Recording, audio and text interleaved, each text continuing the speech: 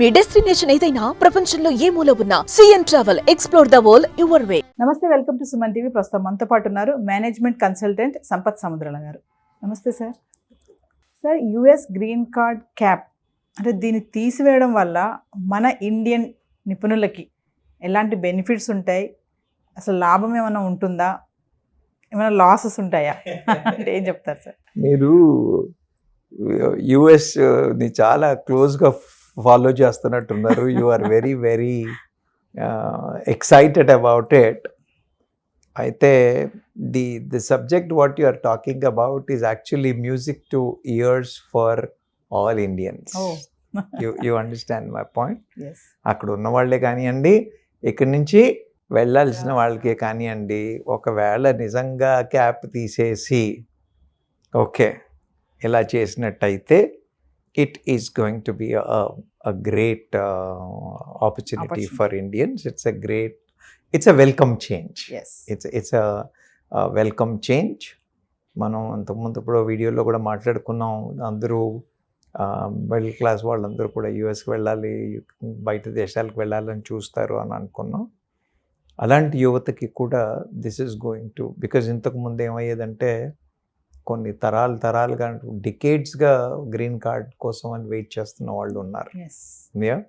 So పోవడం H1B వీసాతో వెళ్ళిపోతారు కదా, వెళ్ళిపోయిన తర్వాత దాని ఎక్స్టెన్షన్ ఇంకేదో చేయడం, L1 అనడం, ఇలా they have lot of other areas working on. కానీ పర్మనెంట్ రెసిడెన్సీ రావడం, గ్రీన్ కార్డ్ రావడం use to be a big challenge. దీనికంటే ఎందుకుని అని అంటే cap system.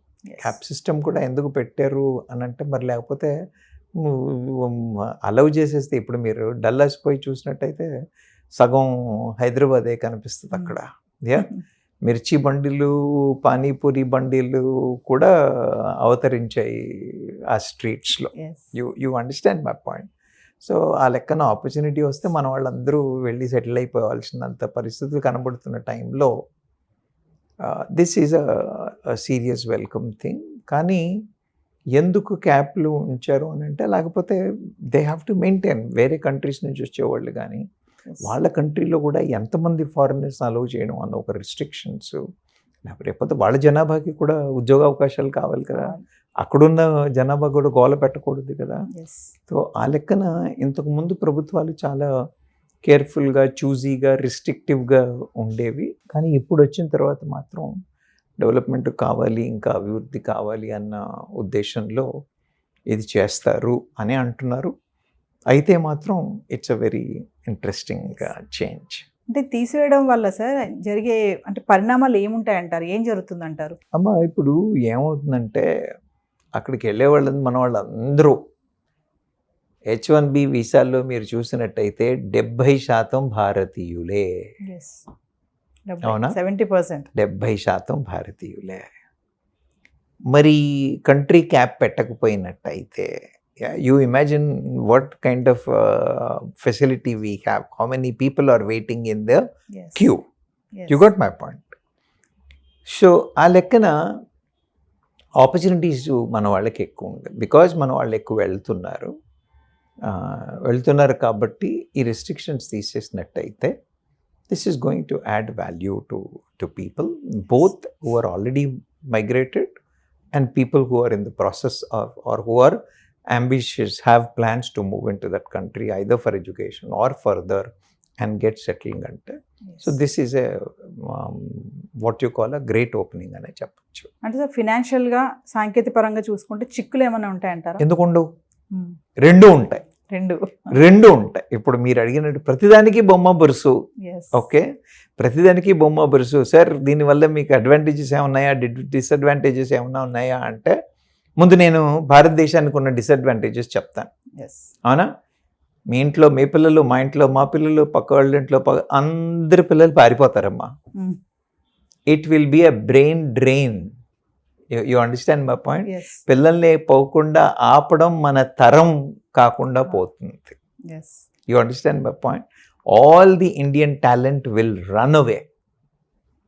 Major challenge, major difficult thing. You got my point. US విషయంలోకి ఆలోచించినట్టయితే వాళ్ళకి ఏమైనా నెగిటివ్ ఉంటుందా అని ఆలోచించినట్టయితే అందరూ మన వాళ్ళే పోయి కూర్చుంటే వాళ్ళ జాబ్ ఎంప్లాయ్మెంట్, వాళ్ళకి అక్కడ ఉన్న వాళ్ళకి జాబ్ ఆపర్చునిటీస్ ఎలా? కాబట్టి ఇది ఛాలెంజా అంటే మనకి ఛాలెంజే, వాళ్ళకి ఛాలెంజ్. సో మరి సార్ బొమ్మ బొరుసు అన్నారు, మరి what is the other side of it అని అన్నట్టయితే ఇక్కడి నుంచి మన వాళ్ళు పోయే వాళ్ళందరూ ఎవరు? టెక్నాలజీ పరంగా, ఎడ్యుకేషన్, ఐటీ వాళ్ళు, సైన్స్ అండ్ ఇంజనీరింగ్ వాళ్ళు, అవునా, డాక్టర్లు, highly skilled, highly qualified people only migrate there. You understand my point? So then their earnings will become. సో ఇండియన్కి వచ్చే డబ్బుల విలువ పెరుగుతుంది. సో ఇండియన్ ఎకానమీకి కూడా డబ్బులు కాంట్రిబ్యూట్ అవుతాయి, అవునా. వీళ్ళు అక్కడ వెళ్ళి they will add value to the productivity of that country. కాబట్టి వాళ్ళ ఎకానమీకి కూడా మన వాళ్ళేం ఊరికే పిలవట్లేదు మనని, అవునా కదా. మన పిల్లలు అక్కడికి వెళ్ళిన తర్వాత they will work and they contribute for the productivity in that country. So వాళ్ళ ఎకానమీలు బాగుపడతాయి, మన ఎకానమీలు బాగుపడడానికి స్ట్రెంగ్తెన్ అవ్వడానికి, కొంత సపోర్ట్ అవ్వడానికి పాజిటివ్ అవకాశాలు ఉన్నాయి.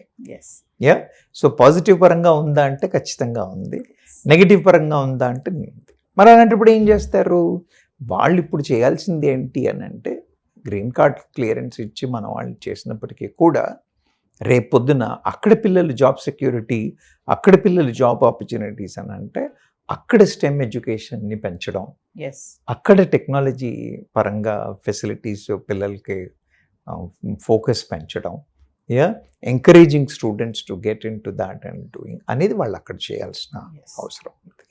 మన వాళ్ళు ఇక్కడ ఆపాలి అని అంటే చెప్పాను కదా, ఇక్కడ అలాంటి వాతావరణం క్రియేట్ చేయాల్సిన అవసరం ఉంది. But otherwise it has both what you call the good and bad. Bad అని అంటే చెప్తున్నాను కదా, బ్రెయిన్ డ్రైన్, ఇంట్లో ఉన్న పిల్లలందరూ వెళ్ళిపోతారు అన్న ఇష్యూ తప్పితే ఎకనామిక్గా పెద్ద నెగిటివ్ ఛాలెంజ్ ఏం పడదు భారతదేశం మీద. వాళ్ళకి కూడా మన వాళ్ళు అక్కడ పోవడం వల్ల will it impact their economy అంటే పాజిటివ్గానే ఇంపాక్ట్ అవుతుంది తప్పితే నెగిటివ్గా ఇంపాక్ట్ అవ్వడానికి ఏం అవకాశాలు లేవు. ఇప్పుడు యుఎస్ ఇండియా సంబంధాలు గ్లోబల్ టాలెంట్ మొబిలిటీకి టర్నింగ్ పాయింట్ అంటే ఏం చెప్తారు? అంటే ఇప్పుడు నేనేం చెప్పాను మీకు, 70% ఆఫ్ ది H1B వీసాస్ భారతీయులే అన్నాను. యుఎస్కి పోకపోతే మన వాళ్ళు కెనడా అన్నారు, కెనడా కాకపోతే యూరప్ అన్నారు, యూరప్ కాకపోతే ఇంకా న్యూజిలాండ్ అన్నారు, ఆస్ట్రేలియా అన్నారు, అవునా కదా. మన వాళ్ళు ఎప్పుడు బ్యాగ్ ప్యాక్ చేసుకొని రెడీగా ఉన్నారు. యు అండర్స్టాండ్ మై ఆపర్చునిటీ కోసం అని మన వాళ్ళు బ్యాగ్ ప్యాక్ చేసుకొని రెడీగా ఉన్నారు, ఎక్కడికి పరిగెడదాము అని, అవునా. So based on what US decides, the moment whether the talent is going to US or whether talent is going to UK, the talent is going to Australia, అనేది డిపెండ్ అయ్యి ఉంటుంది.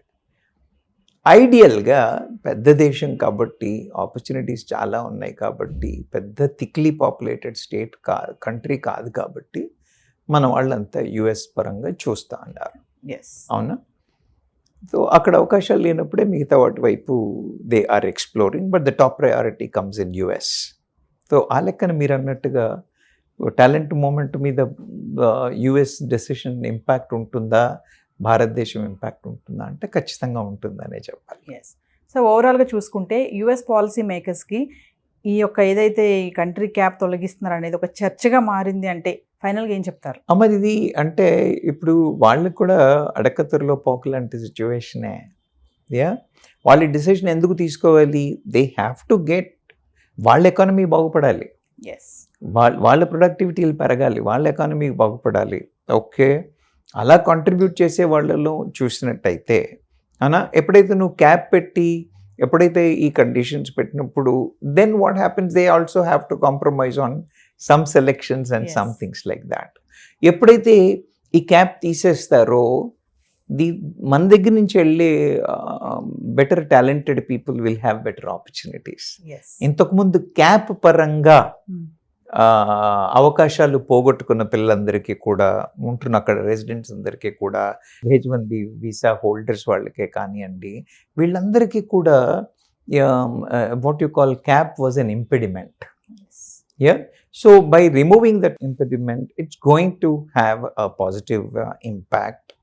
But at the same time, what I told you, ఎప్పుడైతే ఇలాంటి గేట్లు తీసేసి ఇక్కడ జనాభా అక్కడ పెరిగితే అక్కడున్న యువత పరిస్థితి ఏంటి, ఎస్ వాళ్ళ వాతావరణం ఏంటి, అక్కడ వాళ్ళ కండిషన్స్ ఏంటి అనేది దాన్ని చాలా బ్యాలెన్స్డ్గా చూసుకుని లాజికల్గా ప్రజెంట్, బికాస్ అక్కడ గవర్నమెంట్ కూడా అక్కడ ప్రభుత్వాలు కూడా వాళ్ళ ప్రజానికానికి జస్టిఫైయబుల్ రీజన్గా చూపించి ఎస్ వాళ్ళు ఇది చేయడం వల్ల ఏమిటి కంట్రీకి బెనిఫిట్, ఏమిటి వాళ్ళకి బెనిఫిట్ అని డెమాన్స్ట్రేట్ చేసి ప్యారలల్గా వాళ్ళందరి అభివృద్ధికి సరిపడే ప్రాజెక్ట్స్ కానీ ప్లాన్స్ కానీ ప్రత్యామ్నాయ ప్రయత్నాలు కానీ చేస్తే అప్పుడు ఇట్ ఈస్, అందుకని it is a real challenge for them to balance out between these two things and get a decision.